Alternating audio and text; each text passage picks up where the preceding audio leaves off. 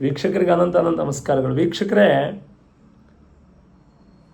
ಬರತಕ್ಕಂತಹ 8ನೇ ತಾರೀಕು ಶುಕ್ರವಾರ ವರಮಹಾಲಕ್ಷ್ಮಿ ವ್ರತ ಅಲ್ವಾ?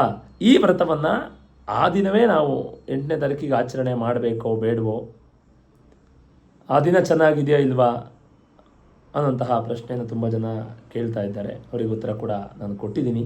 ಆದರೆ ತುಂಬ ಜನಕ್ಕೆ ವಿಡಿಯೋ ಮುಖಾಂತರ ತಿಳಿಸೋಣ ಅಂತ ಈ ವಿಡಿಯೋ ಮಾಡ್ತಾ ಇದ್ದೀನಿ. 8ನೇ ತಾರೀಕು ಶುಕ್ರವಾರ ಚತುರ್ದಶಿ ತಿಥಿ ಇದೆ. ಮಧ್ಯಾಹ್ನ ಹುಣ್ಣಿಮೆ ಪ್ರಾರಂಭ ಆಗುತ್ತೆ.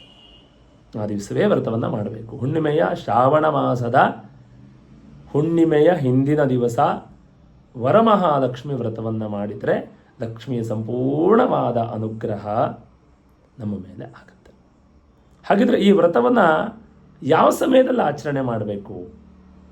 ವ್ರತದ ನಿಯಮಗಳೆಲ್ಲರಿಗೂ ಗೊತ್ತಿರುತ್ತೆ. ಅದನ್ನು ನಾನು ಬಿಡಿಸಿ ಅದನ್ನು ಹೇಳುವ ಅವಶ್ಯಕತೆ ನಿಮಗಿಲ್ಲ ಅಂತ ನಾನು ಅಂದ್ಕೊಂಡಿದ್ದೀನಿ. ಹಾಗಾಗಿ ಈ ವ್ರತದ ಸಮಯ ಬಹಳ ಮುಖ್ಯ. ವ್ರತಕ್ಕೆ ಸಮಯ ಯಾವಾಗ ಅಂತಂದರೆ, ಬೆಳಗ್ಗೆ ಮಾಡುವರಾಗಿದ್ದರೆ 4:25 5:13 AM ಅಂದರೆ ಬೆಳಗ್ಗೆ ವ್ರತಾಚರಣೆಯನ್ನು ಮಾಡಬಹುದು.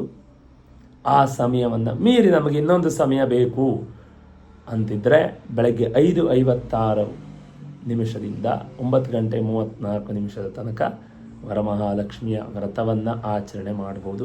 ಖಂಡಿತವಾಗಲೂ ಕೂಡ ಬೇರೆ ಯಾವ ವಿಚಾರವನ್ನು ತಲೆಗೆ ಹಾಕಿಕೊಳ್ಳದೆ, ಬೇರೆ ಯಾರೋ ಏನೋ ಹೇಳಿದ್ದಾರೆ, ಅವ್ರು ಯಾರೋ ಏನೋ ಹೇಳಿದ್ದಾರೆ ಮಾಡಬಾರ್ದಂತೆ, ನಮಗೆ ಬೇಡ, ಮಾಡಬಹುದು ಅನ್ನತಕ್ಕಂತಹ ಶಾಸ್ತ್ರದ ಆಧಾರ, ಪಂಚಾಂಗದ ಆಧಾರ ಮೇಲೆ ಕೊಟ್ಟಿರತಕ್ಕಂತಹ ವಿಚಾರವನ್ನು ಅನುಸರಿಸಿ ನಾವು ಆ ವ್ರತವನ್ನು ಖಂಡಿತವಾಗಲೂ ಮಾಡಿ ಲಕ್ಷ್ಮಿಯ ಅನುಗ್ರಹ ನಿಮ್ಮ ಮೇಲೆ ಆಗಲಿ.